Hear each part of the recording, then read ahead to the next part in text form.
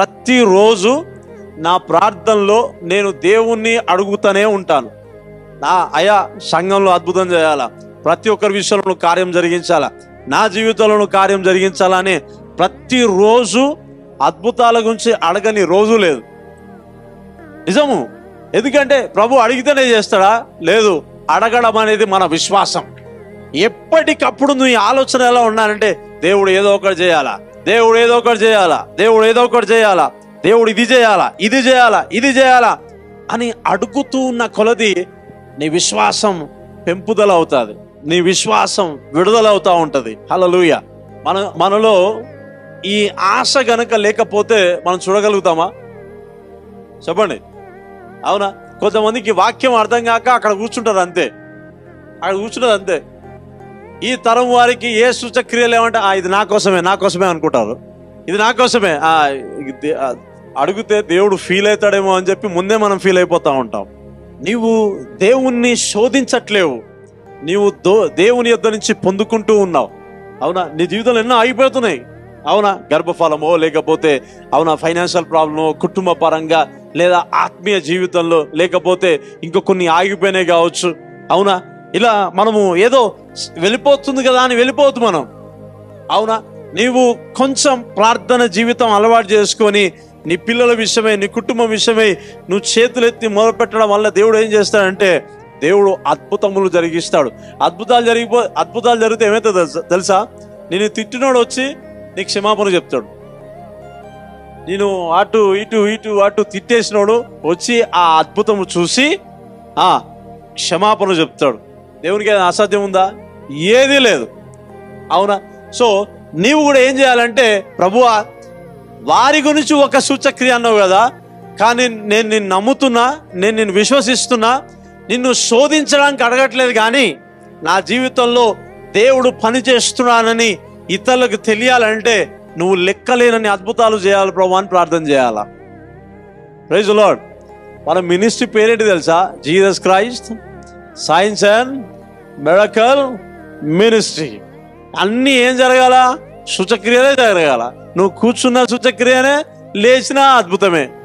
అంతే. సూచక్రియనే, అద్భుతాలే. ఇవే జరగాల.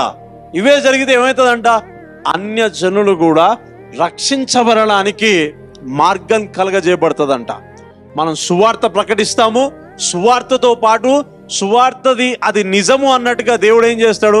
వారి జీవితంలో ఒక అద్భుతం జరిగిస్తాడు. ఆ రోగం పోవడమా, అవునా, వారి కుటుంబం బాగుపడమా, లేకపోతే కట్టబడమా, రిలేషన్షిప్ బ్రేక్ అయిపోయిన దాన్ని మరలా దేవుడు కలపడమా, ఇలాంటి కార్యాలు చేసినప్పుడు వారి జీవితంలో అర్థమవుతుంది, అవును వీరి జీవితాల్లో దేవుడు పనిచేస్తున్నాడు అని ఒక సాక్ష్యంగా వాళ్ళు మనకి ప్రకటన చేస్తారంట.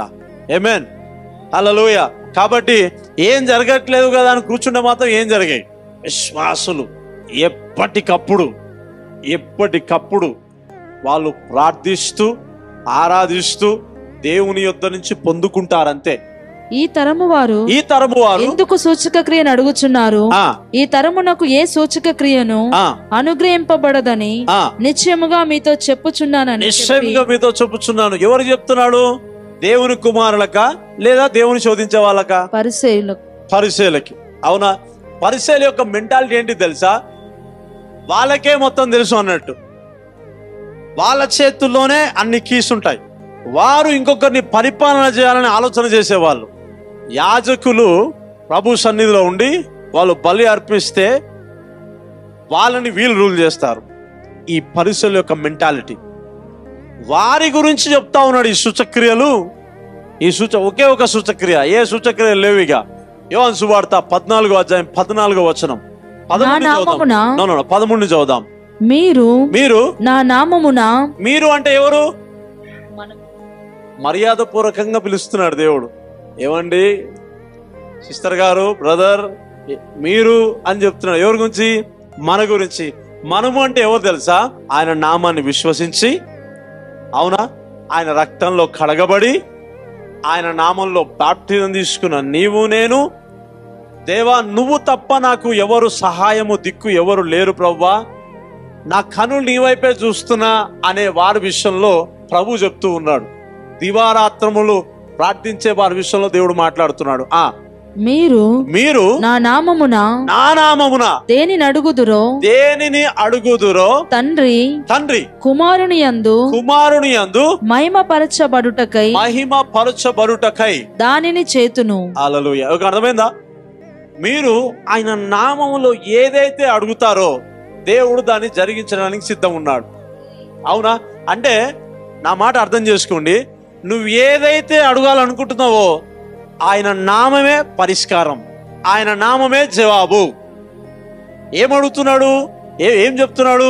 ఎవరైతే యేసుక్రీస్తు నామములో ప్రభువా ఇగో ఈ విషయాల్లో నేను వెనుకబడి ఉన్నాను, ఈ విషయాల్లో నేను ఇంకా పొందుకోలేకపోతున్నాను, ఈ విషయంలో నా కుటుంబంలో ఇంకా జరగట్లేదు అని నీవు ప్రార్థన పూర్వకంగా విశ్వాస కోణంలో నీవు ఆయన సన్నిలో కూర్చొని నువ్వు మొరపెడితే అంట దేవుడంట, యేసుప్రభు చెప్తున్నాడు, తండ్రి కుమారుని యందు మహిమపరచబడుటకై దానిని చేతును. హల్లెలూయా. నా నామమున మీరు నన్నేమి అడిగినను నేను చేతును. ఇక్కడ ఎంత మంది అయితే ఉన్నారో నీవు ఈ రోజు అవునా ఈ వాక్యం విన్న తర్వాత ఇంటికెళ్ళి నువ్వు మోకాలు వంగి కొన్ని విషయాలు నువ్వు రాసుకొని నువ్వు ఒక గంట సేపు అయినా నువ్వు ప్రార్థనలు గడుపుతావు కదా. దేవుడంట కుమారుని యందు తండ్రి మహిమపరచబడుటకు ఆ కార్యాలన్నీ దేవుడు జరిగిస్తాడంట. అందుకనే నేనేమంటాను తెలుసా, యేసు ప్రభు నామం యందు నువ్వు విశ్వాసం ఉంచాలా. ఎందుకు తెలుసా, నీ ప్రతి ప్రార్థనకి జవాబు ఇచ్చేది యేసు నామంలోనే. Praise the lord. హల్లెలూయా.